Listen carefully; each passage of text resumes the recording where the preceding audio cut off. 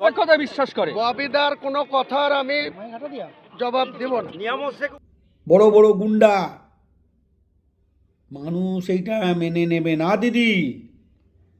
কালকেই রিজাইন নিয়ে দেবো তৃণমূল থেকে, কালকেই। এবং 22 তারিখে মুর্শিদাবাদে নিজের দলের ওপেনিং। তৃণমূলের বিধায়ক মুর্শিদাবাদে ভরতপুরের কবির হুমায়ুন, আজকে ওনাকে তৃণমূল দল বহিষ্কার করেছে। আমি এই ডিসিশনটা, এই যে পদক্ষেপ তৃণমূল নিল, এটাই আমি বারে বারে বলছিলাম কি একটা বিধায়ক দেশ বিরোধী কথা বলবে, দাঙ্গা লাগানো কথা বলবে, তাকে প্রশ্রয় দেওয়া ঠিক নয়। তাই আজকে যেমন দেখলাম ওই হুমায়ুন কবিরকে দল থেকে বহিষ্কার তৃণমূল করেছে, এই পদক্ষেপটা তৃণমূলের ভালো।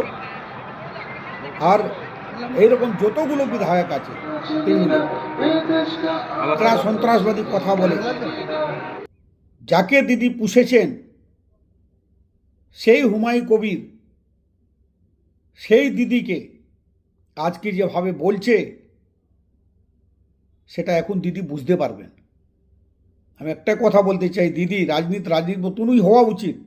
বাংলার মানুষ বাংলায় উন্নয়ন চান, বাংলার মানুষ বাংলায় কাজ চান, বাংলার মানুষ বাংলায় শান্তি চান, বাংলার মানুষ বাংলায় নারীদের নিরাপত্তা চায়, বাংলার মানুষ শিল্পায়ন চান। কোথায় এগুলো দিদি? আপনিই তো বলেছিলেন কি বাংলায় উন্নয়ন হবে, কিন্তু কিছুই তো হলো না। হলো কি? আপনাদেরই নেতা, আপনাদেরই কাউন্সিলর কোটি কোটি টাকা,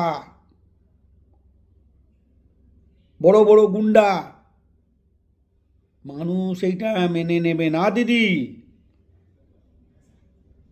অনেক ভরসা করে মানুষ আপনাকে নিয়ে এসেছিলেন 2011 সালে। এই 2026 সালে আপনি দেখবেন মানুষদের রায় বিজেপি পক্ষে হবে। সন্ত্রাস দাঙ্গা লাগানো প্রচেষ্টা যেই করবে, মানুষ এটা মেনে নেবেন না। বাংলাকে বাংলার মতন থাকতে হবে, আর বাংলাকে বাংলার মতন থাকতে দিতে হবে দিদি। বাংলার মানুষ বুঝে নেবেন, যথেষ্ট বুদ্ধিমান, ওনারা বুঝতে পারেন কি বাংলাকে কি করে রাখতে হবে। শিক্ষার দিকে কোথায় গেছে বাংলা দেখুন, না শিক্ষা, না উন্নয়ন, না শিল্পায়ন, আছে কি? শুধু দাঙ্গা, শুধু মারপিট, শুধু তোলাবাজি। দিদি এইটা চলবে না, মানুষ এইটা নেবেন না। তাই বলি এখনো সময় আছে, এ গুন্ডাদেরকে বহিষ্কার করুন দল থেকে।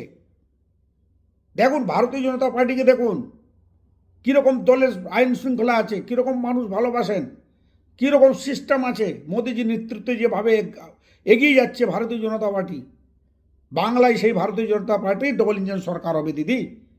মানুষ এবার ভারতীয় জনতা পার্টিকে 2026-এ সরকার করার জন্যে এগিয়ে এসছেন। আগামী দিন 2026-এ ভারতীয় জনতা পার্টি সরকার হবে। নমস্কার বন্ধুগণ।